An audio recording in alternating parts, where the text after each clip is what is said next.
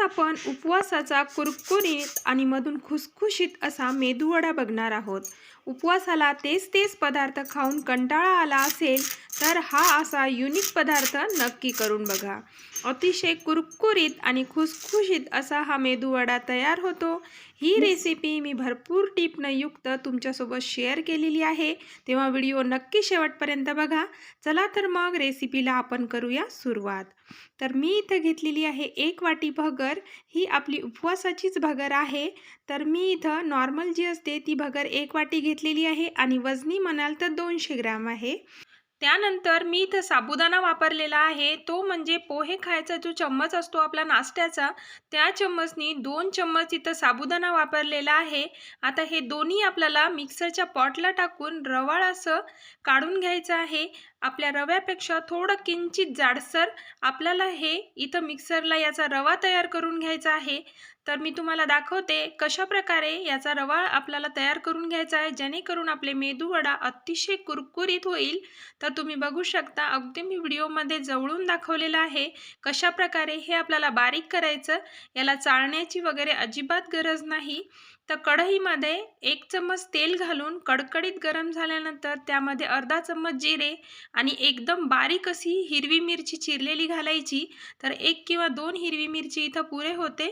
त्यानंतर जी आपण भगरचा रवा तयार करून ठेवलेला होता तो पण यामध्ये ॲड करायचा आणि अगदी 2 मिनिटं आपल्याला याला खरपूस असं भाजून घ्यायचं आहे। खूप जास्त भाजण्याची इथं अजिबात गरज नाही।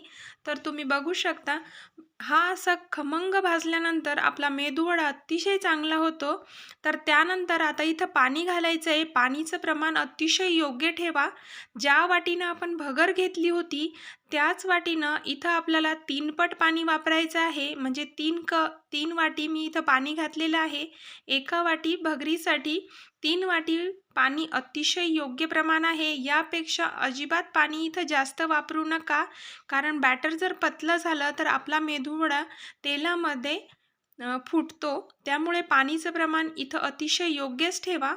त्यानंतर आता यामध्ये आपल्याला चवीनुसार मीठ ॲड करायचं आहे आणि मीठ ॲड केल्यानंतर मीठ व्यवस्थित मिक्स करून घ्यायचं आणि याला झाकून ठेवायचं। अगदी 2च मिनिटात ही भगर पाणी शोषून घेते आणि घट्ट होते। तर तुम्ही बघा, मस्त अशी आपली घट्टसर इथं भगर रेडी झालेली आहे। आणि आता आपण हिला एका ताटामध्ये काढून घेऊ थंड होण्यासाठी। तर थंड करण्यासाठी हिला एखाद्या ताटामध्ये पसरून ठेवायची आहे। थंड झाल्यानंतर आपल्याला हिचे मेदूवडे बनवायचे आहेत, तर अशी पसरून ठेवायची। आता जोपर्यंत ही थंड होत नाही तोपर्यंत आपण मेदूवड्यासोबत लागणारी चटणी बनवून घेऊ। आता चटणीसाठी मी इथं भाजलेले शेंगदाणे घेतलेले आहेत, त्यानंतर एक आल्याचा तुकडा घेतलेला आहे आणि ओलं खोबरं घेतलेलं आहे आणि 2 हिरवी मिरचीचे तुकडे। तर आता हे सर्व मिक्सरला टाकून घ्यायचं आणि मिक्सरला टाकल्यानंतर यामध्ये आपण ॲड करणार आहोत ते म्हणजे चवीपुरतं मीठ। चवीपुरतं मीठ ॲड केल्यानंतर त्यानंतर थोडीशी साखर ॲड करायची आणि पाणी ॲड करून हे मिक्सरला बारीक वाटून घ्यायचं। तर आता ही चटणी झालेली आहे आणि आपण हिला काढून घेऊ एका कटोरीमध्ये। घट्ट पातळ तुम्ही तुमच्या आवडीनुसार इथं ठेवू शकता। त्यानंतर आता याला लावून घेऊया आपण तडका। तर उपवासाची चटणी असल्यामुळे याला तडक्यामध्ये खूप जास्त काही पडणार नाही। जिरं आणि मी कढीपत्त्याची याला फोडणी घातलेली आहे। हे व्यवस्थित मिक्स करून घ्यायचं। मेदूवड्यासोबत लागणारी आपली चटणी इथं रेडी झालेली आहे आणि तुम्ही बघू शकता। आता आपण ठेवून देऊ साईडला। त्यानंतर आपण वळू आपल्या भगरीकडे। ती झालेली आहे मस्त अशी थंड। तर तुम्ही बघू शकता, मस्त अशी थंड झालेली आहे आणि यामध्ये आता ॲड करायचं आहे आपल्याला जे मेदूवडा बनवताना बाइंडिंग म्हणतो आपण, घट्टपणा येण्यासाठी।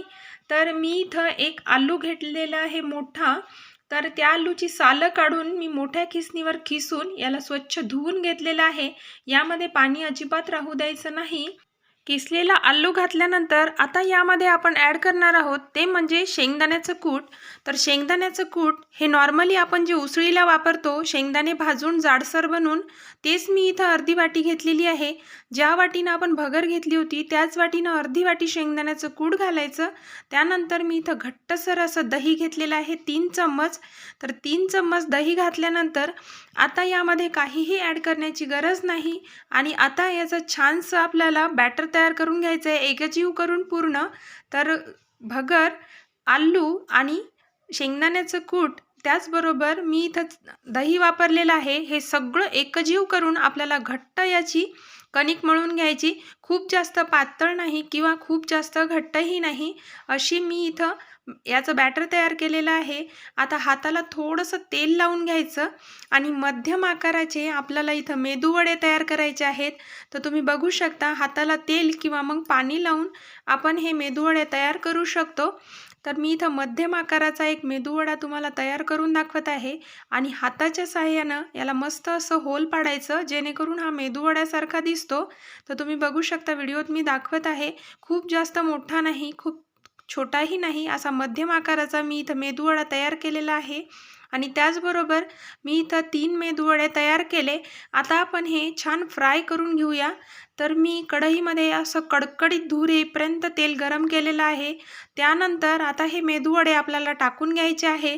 सुरुवातीला खूप महत्त्वाची टीप आहे इथं, मेदूवडे टाकल्यानंतर याला अजिबात टच करायचं नाही किंवा उलथण्याने याला उलटपालट करायचं नाही. जोपर्यंत 2 मिनिट होऊन हे किंचित फ्राय होत नाही, जसे मी व्हिडिओत दाखवत आहे तसे, तेव्हाच याला फ्राय करून उलटपालट करायचे.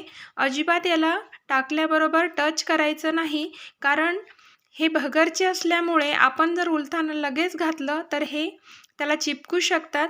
तर मस्त कुरकुरीत लाल रंग येईपर्यंत याला तळून घ्यायचं. अगदी 5 मिनिटात आपले मेदूवडे इथं रेडी होतात. छान खरपूस होईपर्यंत आपण याला तळून घ्यायचं आहे. त्याचप्रमाणे आता जी दुसरी बॅच आहे ती सुद्धा मी यामध्ये तळून घेते. तर मेदूवडे काढल्यानंतर थोडं तेल थंड होतं, त्यामुळं पुन्हा तेल थोडं गरम होऊ द्यायचं आणि आता आपण भरपूर असे घालू शकतो. जेवढे आपल्या कढईमध्ये जागा आहे तेवढं. आपलं बॅटर अगदी योग्य झालं की मेदूवडे अतिशय योग्य होते. मी व्हिडिओमध्ये प्रत्येक गोष्ट बारीक सारीक जी आवश्यक आहे मेदूवड्यासंबंधीची ती सर्व सांगितलेली आहे. अगदी कुरकुरीत आणि खुसखुशीत असे आपले मेदूवडे इथं तयार होतात अगदी 10 मिनिटात. तर तुम्ही बघू शकता, कुठेही मेदूवड्याला जास्तीचं तेल नाही किंवा तेलकट झालेला नाही. जरीही हा आपण तेलामध्ये फ्राय केला, अगदी कुरकुरीत असे आपले मेदूवडे इथं तयार होतात. 1 वाटी भगरमध्ये 10 ते 12 मध्यम आकाराचे मेदूवडे आपले इथं रेडी होतात. कुरकुरीत आणि मधून खुसखुशीत असे मेदूवडे इथं रेडी झालेले आहे. तुम्हाला जर हा व्हिडिओ आवडला असेल तर नक्की व्हिडिओला एक लाईक करा व तुम्ही जर ज्योतिष रेसिपी या यूट्यूब चॅनलवर नवीन असाल तर नक्की चॅनलला सबस्क्राईब करा. भेटूया अशा छानशा व्हिडिओमध्ये पुन्हा एकदा. तोपर्यंत मनापासून तुमचे खूप खूप धन्यवाद व महाशिवरात्रीच्या सर्वांना मनापासून खूप खूप शुभेच्छा. व्हिडिओ शेवटपर्यंत बघितल्याबद्दल.